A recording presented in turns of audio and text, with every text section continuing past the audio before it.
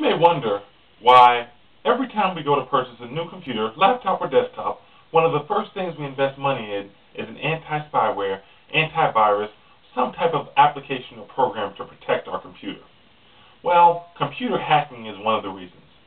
Hacking is breaking into computer systems, frequently with the intention to alter or modify existing settings. Sometimes malicious in nature, these break-ins may cause damage or disruption to computer systems or networks. Now, computer hackers have been around almost as long as computers have. Back in the late 1950s and 1960s, the computers weren't the sleek laptop and nice desktop models, smaller and compact in size, that we're used to today. They were large hunks of metal that moved very slowly. Because of the time and money involved, computer programmers started to look for different ways to get the most out of these computers. The best and brightest of these programmers created what they called hacks, or shortcuts that would modify and improve the performance of a computer's operating system or applications, which in turn allowed for more tasks to be accomplished in a shorter period of time. Now, the term hacking came to be applied to computer lobbyists who spent their spare time creating video games or other basic computer programs. The term acquired negative connotation in the 1980s when computer experts illegally accessed several high-profile databases, including that of Los Alamos National Library, which is a nuclear research center. One can imagine how dangerous that type of infiltration can be. They also infiltrated the Sloan Kettering Cancer Center in New York City. Access to systems by telephone linkage from any computer increased these such attacks. Over time, the hacker label came to be applied to programs and disseminations of viruses and worms. Now, though we talk about the downside of it, some hackers are actually considered good hackers. They're hackers who create elegant solutions to tough problems, and they expose security flaws not for their own personal gain, but for the purpose of creating a stronger, secure network. When looking at illegal hackers, we have to understand what defines an illegal hacking. Unauthorized access entails approaching, trespassing within, communicating with, storing data in, retrieving data from, or otherwise intercepting and changing computer resources without authorization or consent. People with malicious intent are often referred to as crackers, as in cracking into computers. They often use viruses, which are malicious programs, and worms, which are also malicious programs that spread by replication over networks to get inside of your computer system.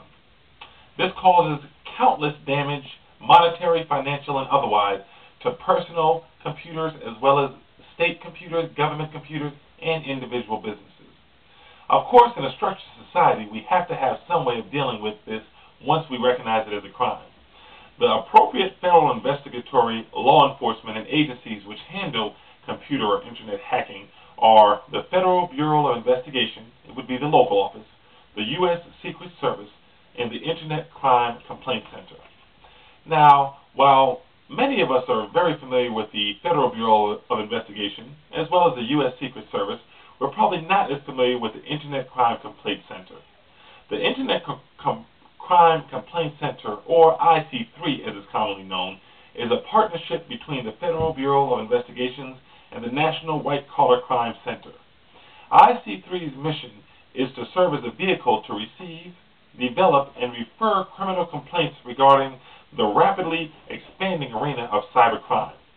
The IC3 gives the victims of cybercrime, usually normal people who may not have that much information on things of this nature, a convenient and easy-to-use reporting mechanism.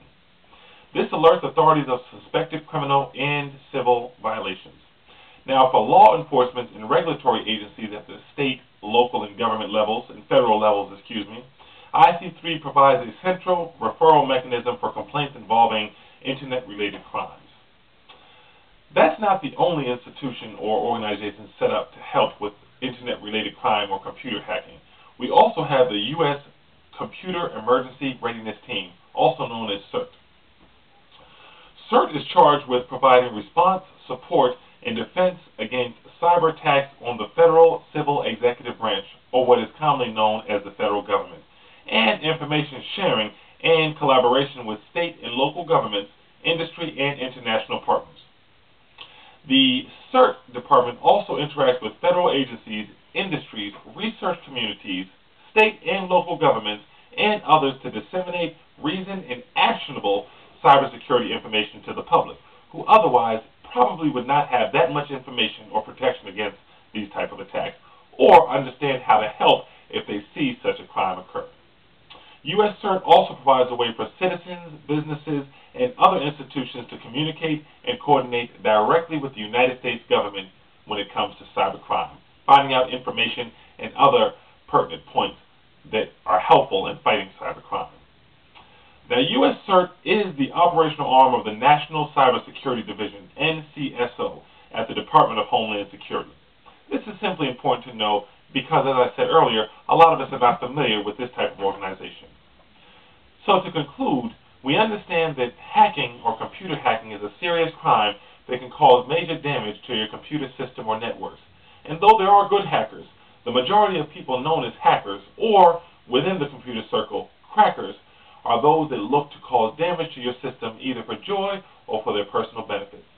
We now know that we at least have a system set up to prosecute and to arrest people when they make these type of crimes or make these type of actions which equate to a crime.